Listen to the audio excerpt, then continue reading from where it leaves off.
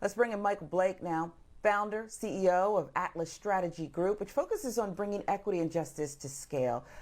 You also served as vice chair of the Democratic National Committee, New York State Assembly member, and served the campaign aide to former President Barack Obama. Thanks for joining us on Start Your Day. Michael, let's start in Virginia, because absolutely. That's what everybody was watching, that state, that race for the governor. Glenn Youngkin, the Republican, the Democrat Terry McAuliffe. McAuliffe was, of course, the state's former governor, a successful governor, but the voters did not want to give him his job back. Why? Well, first, Sharon, I was listening to you and Mike earlier. Congrats to the Braves. And as a Yankee fan, I'm glad the Astros lost. We'll start there, right there. When we talk about Virginia, look, we can't ignore that race played a major part of this.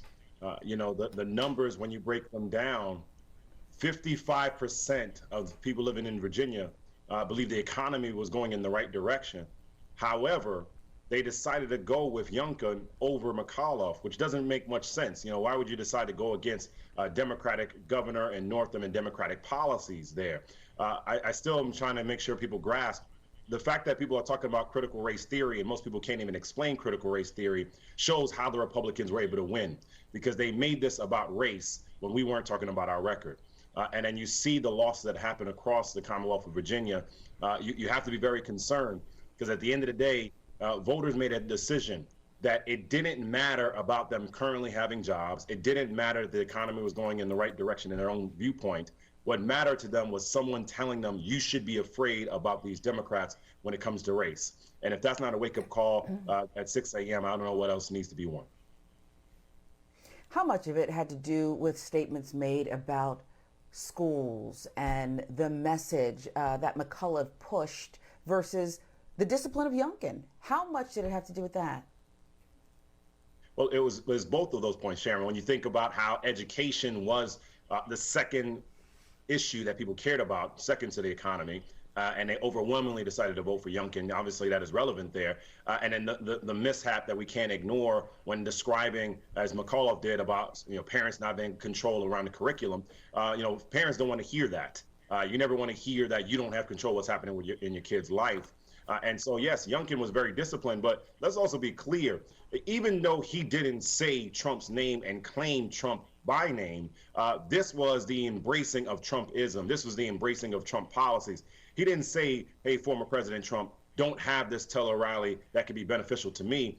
He was very quietly about that. And I think people need to also realize this, that a lot of times a Republican may not say Trump's name because they're terrified about the impact of that, but they're embracing all the foolishness, all the racism, all the privilege, and all the race baiting that comes with Donald Trump. And again, this needs to be a wake-up call across the country, no matter your city or state, that you're going to have in 2022 and beyond. Republicans are going to make it seem like I'm not embracing all the division that's happening, but I'm happy if I get elected. And as we continue to see, whether it be from January 6th to today, that even though Trump is not physically on the ballot, it is still prevalent when it comes to primaries, and especially in general elections where race is obviously prevalent. Yeah, and so let's talk more about him. I know we have the statement before, the race was even called. The former president thanked his base for turning out on Youngkin's behalf. But this was also different in this regard, wasn't it? The suburbs, right? Because Trump didn't do so well with some in the suburbs who didn't like his message. But since he's not on the ballot, it seemed the suburbs really turned red in Virginia. And I wonder what you think about that as it plays out across the country ahead of the midterms. Well, when you think about what's going on across the country, we do have a lot of victories that we should be excited about, especially black victories, and of course, women that were elected across the country as well. But to your question, Sharon, when you see that in some areas of Virginia, you had a 39-point swing as it relates to white women and college-educated women in different communities and independents, we can't ignore the reality of race. And what the wake-up call has to be, as we talk about this from this point beyond, at the end of the day, people made a decision. It didn't matter about my house. It didn't matter about a job. It didn't matter about school. It mattered of you making me afraid of what's going to happen by us empowering black and brown people. And unless we're willing to confront that, and Cheryl Eiffel had a great tweet thread about this, and I would encourage people to check that out, that we are talking not about trying to win as Democrats. This is about saving democracy. And so when you see movement that is happening, a 16-point swing in Virginia, 12-point swing in New Jersey, which Phil Murphy is going to win that race, but it's much closer than all of us anticipated.